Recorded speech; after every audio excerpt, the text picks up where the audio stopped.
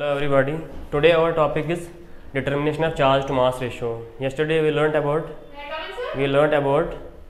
properties of cathode rays. Now we are going to study determination of charge to mass ratio of cathode rays. Now these J.J. Thomson studied the combined effect of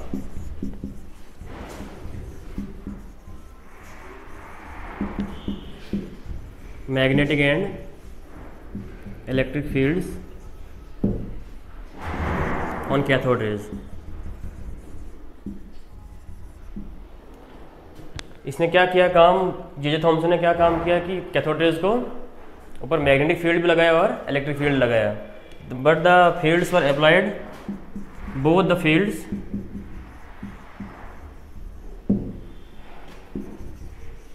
were applied in such a way that they mutually cancelled each other.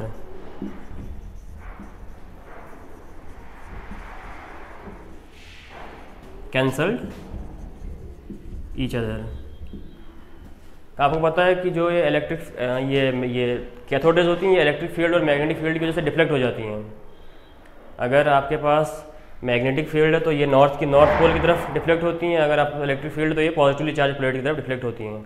लेकिन इनका charge और मास का ratio निकालने के लिए इसको हम E/m से डिनोट कर दें. E/m इसको निकालने के लिए J.J. थॉमसन ने क्या किया, दोनों को कंबाइंड स्टडी किया. कंबाइंड इनको ऐसे कुछ लगाया कि जो कैथोड रेज है उनका नल डिफ्लेक्शन हो जाए. अगर आपके पास जो कैथोड रेज है वो यहाँ की तरफ चल रही हैं, अगर ये डिफ्लेक्ट होकर नॉर्थ की तरफ जा रही हैं और दूसरी तरफ से ये पॉजिटिव प्लेट की तरफ जा रही हैं, लेकिन इसने कुछ इस तरह से इसको एडजस्ट किया कि ये बिल्कुल नल डिफ्लेक्शन पे जा रही हैं, बिल्कुल जीरो डिफ्लेक्शन पे. तो by knowing the magnitude of both electric and magnetic fields, it was found that the charge to mass ratio is 1.78 × 10⁸ coulombs per gram.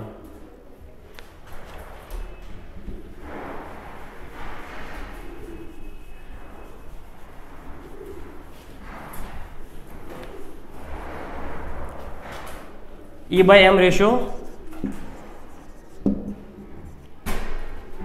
was determined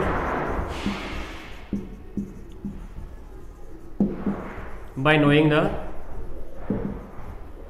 the strengths of both electric and magnetic fields.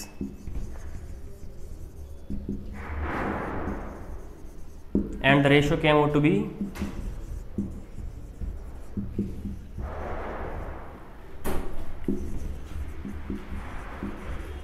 1.76 × 10⁸ coulombs per gram. तो ये इनको निकालना था.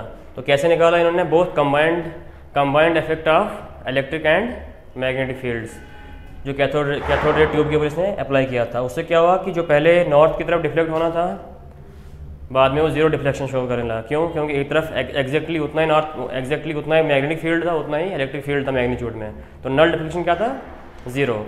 तो फिर पता किया कि मैग्नेटिक फील्ड का क्या स्ट्रेंथ है, इलेक्ट्रिक फील्ड का क्या स्ट्रेंथ है. तो उनका कंबाइंड लेके उनके पास ये आ गया वैल्यू.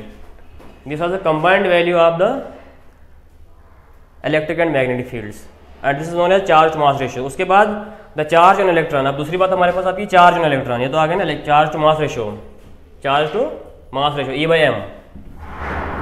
अब हम देखते हैं charge on electron.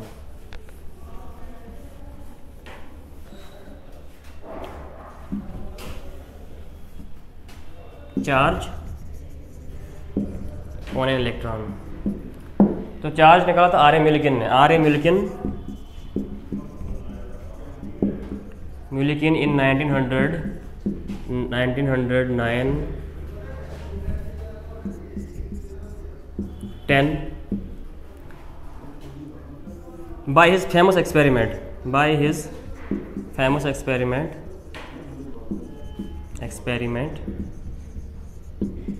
known as oil drop experiment.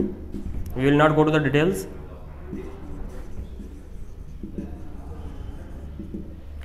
और चार्ज की वैल्यू कितनी आई? The value of charge came out to be, the value of charge on an electron was found to be minus 1.6 into 10 to the power minus 19 coulombs. Charge on an electron was determined R. M. Millikan in his famous experiment known as oil drop experiment, and the value came out to be minus 1.6 into 10 to the power minus 9 coulombs. तो अब दूसरी बार, इसके बाद दूसरी बारी जो आती है वो आती है mass of an electron. Mass of an electron was determined by knowing both the charge to mass ratio and charge on an electron.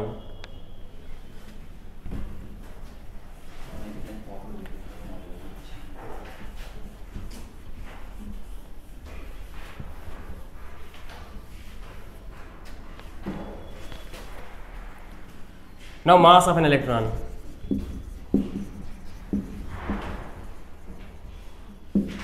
तो ये कैसे डिटरमाइन किया गया था? by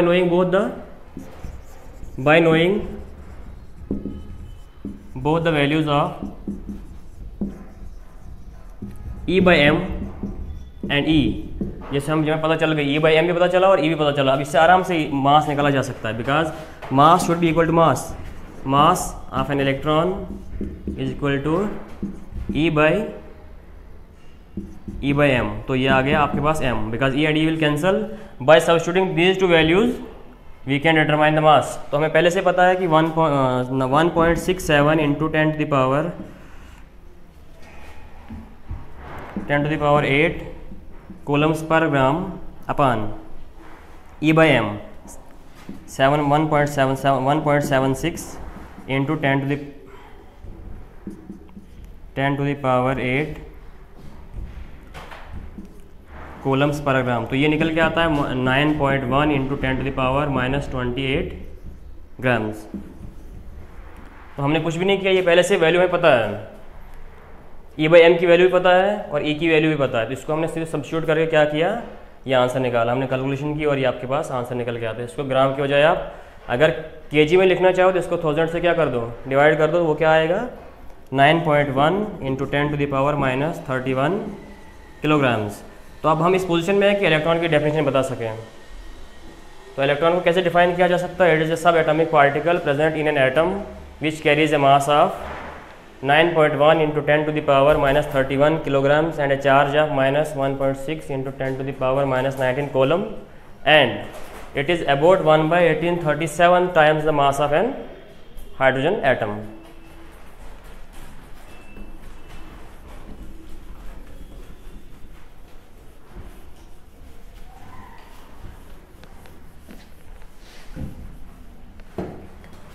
अब इलेक्ट्रॉन की डेफिनेशन पे आ गए हम. Electron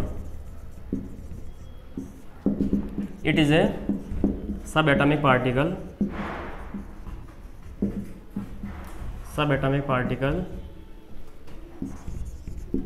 which carries a charge which carries a negative charge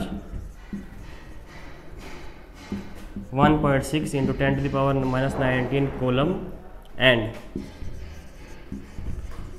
mass and a negligible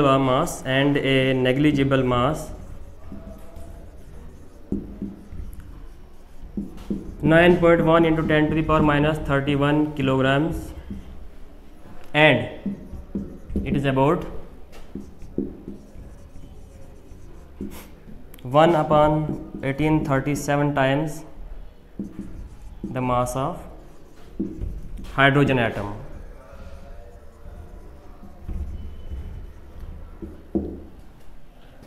और हम आगे ये बता सकते हैं electrons are fundamental particles because whatever the source of gas and whatever the nature of the material of the cathode, the nature of electron does not change because the charge to mass ratio is always same. चाहे electrodes अब कोई भी ले लो और gas कोई भी ले लो, these two values never change. तो हम कह सकते हैं electrons are fundamental particles. तो थोड़ा सा समराइज करते हैं हमने क्या पढ़ा. अभी हमने अभी ये पढ़ा